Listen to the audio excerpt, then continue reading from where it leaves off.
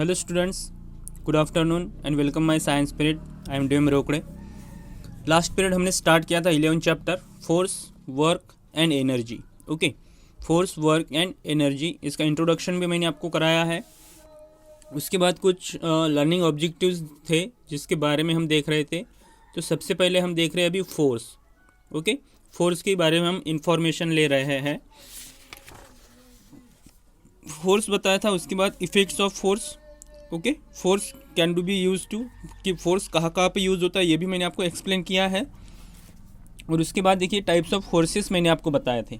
Okay, types of forces में एक contact force है और एक नॉन कॉन्टैक्ट, मतलब एक संपर्क बल है और एक गैर संपर्क बल है. ओके, ये बताया था मैंने. There are two main types of forces. A contact force occurs when the object और material exerting the force touches the object on which the force is acted upon. मतलब जो फोर्स छूने से, मतलब किसी भी ऑब्जेक्ट को आप छूते हो, जैसे अगर कोई चीज़ मुझे उठानी है तो ये क्या हुआ, ये हुआ कॉन्टैक्ट फोर्स. ओके, जैसे लाइक दैट पेन, ये एक ऑब्जेक्ट है, इस ऑब्जेक्ट को मैं उठा रहा हूँ तो यहाँ पे टच हो रहा है. ओके, तो ये हुआ आपका संपर्क बल. इसे क्या कहते हैं, संपर्क बल. इसे कॉन्टैक्ट फोर्स कहते हैं. ओके, मतलब कोई भी चीज़ रहे, आपको उठानी है तो आप उसको अपने हाथों से उठाते हो. ओके, तो यहाँ पे टचेस हुआ है. Okay, touches the object, force is acted upon, मतलब यहाँ पे फोर्स लगा है उठाने के लिए, बल लगा है. ओके, तो इसी को कहते हैं कॉन्टैक्ट फोर्स, इसी को संपर्क बल कहते हैं. उसके बाद when a push the trolley और lift a suitcase we use force. मतलब आप किसी ट्रॉली को खींच रहे हैं या फिर धक्का दे रहे हैं या फिर आप सूटकेस को उठा रहे हैं, lift suitcase, so we use a contact force. Okay, we use contact force. The force applied is a contact force, इसी को कॉन्टैक्ट फोर्स कहते हैं. उसके बाद नॉन कॉन्टैक्ट फोर्स, मतलब गैर संपर्क बल, कि जहाँ पे आपको टच नहीं करना है, मतलब जहाँ पे आपका जो बल है वो बल नहीं लगेगा. Okay, force occurs when the object और मटेरियल इज़ नॉट टच्ड, मतलब आपका टच नहीं होगा. तो इसका एक एग्जांपल यहाँ पे दिया है, मैग्नेट. ओके, मैग्नेट सभी ने देखा है. मैग्नेट अगर आप रखते हैं तो attracting the iron nails and the earth pulling a falling object in a downward direction are examples of non contact forces. अभी यहाँ पे देखिए कि ये आयरन नेल्स है और ये मैग्नेट है. ओके, मैग्नेट अगर आप अपने हाथों में रखोगे और आयरन नेल्स अगर नीचे रहेंगे और आप जैसे ही उसके पास में लेके जाओगे तो आयरन नेल्स यहाँ पे चिपक जाएंगे. ओके, यहाँ पे मतलब मैग्नेट क्या करेगा, मैग्नेट अपनी तरफ उनको आकर्षित करेगा, अपनी तरफ खींचेगा. ओके, तो ये हुआ गैर संपर्क बल, इसे ही नॉन कॉन्टैक्ट फोर्स कहते हैं. और उसके बाद earth pulling a falling object in a downward. आप झाड़ों पेड़ों की पत्तियाँ देखिए, गिरने के बाद सीधे पृथ्वी पर आती है. ओके, फेलिंग डाउन जब होता है उनका तो वो पृथ्वी पर आते हैं सीधे. This is direction are examples of non contact forces. इसी को नॉन कॉन्टैक्ट फोर्स मतलब गैर संपर्क बल कहा जाता है. Okay, this are the two main forces. Which of this? So first is a contact force and second is a non contact force. Okay, इसके बाद there are different types of forces. विभिन्न प्रकार के बल होते हैं. अभी विभिन्न प्रकार के बल कौन से हैं? The force exerted by the muscles of our body is called muscular force. मतलब किसी चीज़ को या फिर ऑब्जेक्ट को उठाने के लिए आप अपने बॉडी का यूज़ करते हैं, मांसपेशियों का यूज़ करते हैं, उसे मस्कुलर फोर्स कहा जाता है, मतलब उसे मांसपेशीय बल कहा जाता है. Okay, this is a muscular force means मांसपेशीय बल. Various tools use mechanical force to do work. Okay, and the force by which the earth pulls an object towards it is called a gravitational force. अभी gravitational force क्या है? तो पेड़ों से जब कोई भी फल अगर गिरता है या फिर आप कोई गेंद उछालते हो तो वो हवा में ही हवा में कुछ दूरी तक जाएगी और फिर रिटर्न नीचे आ जाएगी. This is a gravitational force. ये क्यों होता है? A moving body slows down और stops on its own due to frictional force. अभी यहाँ पे देखिए ये ग्रेविटेशनल फोर्स मैंने आपको बताया, okay. Earth pulls an object, मतलब कोई भी, जैसे पेड़ की पत्तियाँ है, ये फल है, ये अगर गिरेगा तो ये सीधे ज़मीन पर आएगा, okay. This is a gravitational force, ये गुरुत्वाकर्षण बल होता है, ये बात ध्यान में रखिए। ये गुरुत्वाकर्षण बल है, पृथ्वी में जो गुरुत्वाकर्षण बल है वो अपनी तरफ उस चीज़ को खींचता है, okay. Then moving body slows down और stops on its own due to frictional force. अभी मूविंग बॉडी हमारी, अगर मूविंग बॉडी है, हम अगर रन कर रहे हैं समझो, तो उसको स्लोज करने के लिए, स्लोज डाउन और स्टॉप्स करने के लिए, ओके, रुकने के लिए आप अपने बॉडी का यूज़ करते हैं, okay. So this is a frictional force, उसे घर्षण बल कहा जाता है, okay. This is frictional force means घर्षण बल, ओके। तो सबसे पहले हम यहाँ पे देख रहे हैं डिफरेंट टाइप्स ऑफ फोर्सेस में सबसे पहले muscular force, okay. The force exerted by our muscles is known as muscular force, okay. मतलब हमारी जो बॉडी है, हमारे बॉडी में जो मांसपेशियाँ होती है, ये मांसपेशियाँ जिस बल का यूज़ करते हैं, this is a muscular force, उसे कहते हैं मांसपेशीय बल, known as muscular force. Force exerted to push और pull a trolley is the muscular force, मतलब आपको किसी ट्रॉली को पुश करना हो, धक्का देना हो या फिर खींचना हो, तो आप अपने बॉडी का यूज़ करते हो, ओके। बॉडी में जो मांसपेशियाँ होती है, इन मांसपेशियों का बल आपको पुश करने और पुल करने में लगता है। This is a muscular force, okay. इसी को मांसपेशीय बल कहते हैं, ध्यान में रखना। मस्कुलर फोर्स कैसे कि आप बॉल को किक लगा रहे हैं, मतलब आपके पैरों की जो मांसपेशियाँ है, ये मांसपेशियाँ वहाँ पे यूज़ हो रही है, ओके। इसलिए इसको मस्कुलर फोर्स कहते हैं, मतलब मस्कुलर फोर्स से हम इस बॉल को किक लगाते हैं, ओके। उसके बाद है gravitational force, okay. Gravitational force, gravity मतलब गुरुत्वाकर्षण, गुरुत्वाकर्षण बल। Gravity is the force that pools objects towards the centre of the earth. मतलब क्या है कि ये जो ग्रेविटेशनल फोर्स है, अभी यहाँ पे देखिए कि ये एप्पल जब गिर रहा है तो एप्पल सीधा ज़मीन पे आता है, ओके। मतलब एप्पल पेड़ से गिरेगा तो ये ऊपर नहीं जाएगा, ये नीचे आएगा, ज़मीन पे आएगा। ज़मीन पे जो पृथ्वी का सेंटर होता है, ओके, जो केंद्र होता है, वो केंद्र अपनी केंद्र की ओर आकर्षित करता है। Gravitational force, gravity is the force that pools object towards the centre of the earth and the earth's gravitational force is referred to as gravity, okay. Gravitational force is referred to as gravity, okay. तो वो जो object गिरेगा, मतलब आप किसी गेंद को भी अगर ऊपर उछाल रहे तो कुछ दूरी तक वो ऊपर जाएगा, लेकिन जैसे ही जो मूविंग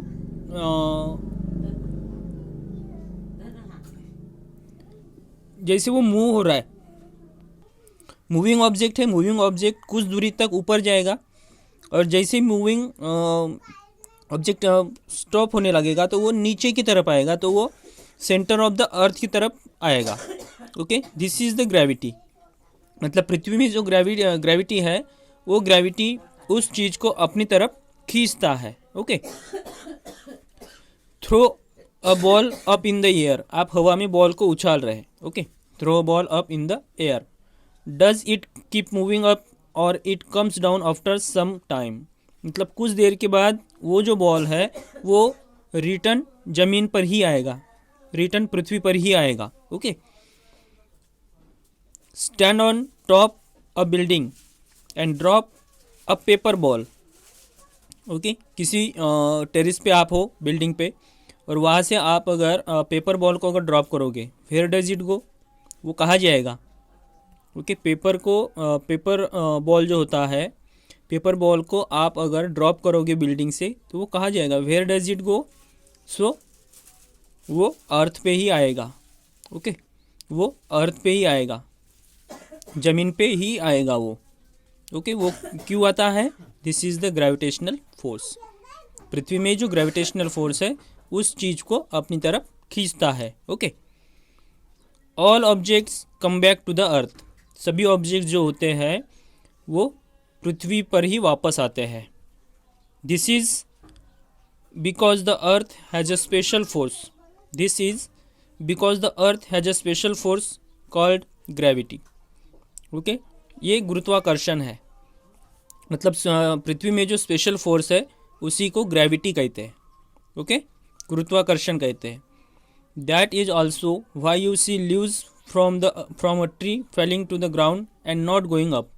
मतलब पत्तों से पेड़ों से जब पत्तियाँ गिरेगी तो वो ऊपर नहीं जाएगी, वो ग्राउंड पर ही आएगी। Okay, ground and not going up, वो ऊपर की तरफ नहीं जाती है। ओके, वो ज़मीन पर ही आती है। ऐसा क्यों होता है? ग्रेविटी की वजह से। ज़मीन में जो ग्रेविटी है, अर्थ पे जो ग्रेविटी है, वो ग्रेविटी सभी चीज़ों को अपनी तरफ खींचती है। Okay, an apple falling from the tree, आप देख रहे हो एप्पल गिरने के बाद सीधे ज़मीन पे ही आता है। This is the gravitational force. उसके बाद देखिए elastic force. The force which we use to move a catapult is called elastic force. गुलेल आपने देखा है। ओके, गुलेल में इलास्टिक फोर्स होता है। वहाँ पे गुलेल में जो रबर्स होते हैं उनको खींचने के बाद, ओके, उनको खींचने के बाद कोई भी पत्थर हम दूर तक फेंकते हैं। The force which we use to move a catapult is called elastic force. ये इलास्टिक फोर्स है, इसे कहते हैं इलास्टिक फोर्स। ओके, इसे क्या कहते हैं? Elastic force. अभी यहाँ पे देखिए कि the moon has less gravitational force than the earth. मतलब मून जो है, चंद्रमा जो है, चंद्रमा पर ग्रेविटेशनल फोर्स जो है वो कम है। Okay, the moon has less gravitational force than the earth, मतलब पृथ्वी से कम ग्रेविटेशनल फोर्स चंद्रमा में है, चंद्रमा पे है। ओके, इसलिए वहाँ पे जो भी जाते हैं वो उड़ते रहते हैं ना ऐसे। ओके, मतलब दौड़ते जैसे, जैसे फ्रॉग जो होता है ना, तो फ्रॉग क्या करता है? जंप लगाता है, वैसे ही जंप यहाँ पे मून पे लगाते हैं। ओके, तो सबसे ज़्यादा जो ग्रेविटेशनल फोर्स है वो अर्थ पे ही है, इसलिए हम सीधे खड़े हैं यहाँ पे। ओके, चलते हैं, सीधे खड़े रहते हैं। नहीं तो यहाँ पे अगर ग्रेविटेशनल फोर्स अगर कम हो जाता है तो चंद्रमा में जिस तरीके से कंडीशंस होती है, जिस तरीके से सिचुएशन होती है, उसी तरीके से सिचुएशन आपके अर्थ पे भी आ सकती है। ओके, तो ग्रेविटेशनल फोर्स अर्थ पे ज़्यादा है और चंद्रमा में कम है, ये बात भी ध्यान में रखिए।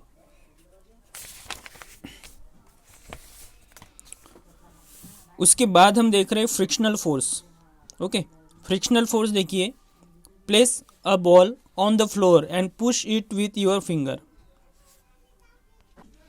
अभी यहाँ पे देखिए फ्लोर पे एक बॉल रखिए और बॉल को अपने उंगलियों से थोड़ा उसे पुश कीजिए, थोड़ा उसे धक्का दीजिए। Okay, a ball being push, ball को पुश किया है। पुश करने के बाद क्या होगा?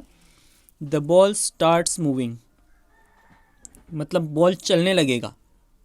Okay, the ball starts moving, it moves up to a certain distance, मतलब कुछ दूर तक वो चलता रहेगा और चलने के बाद slows down and finally stops.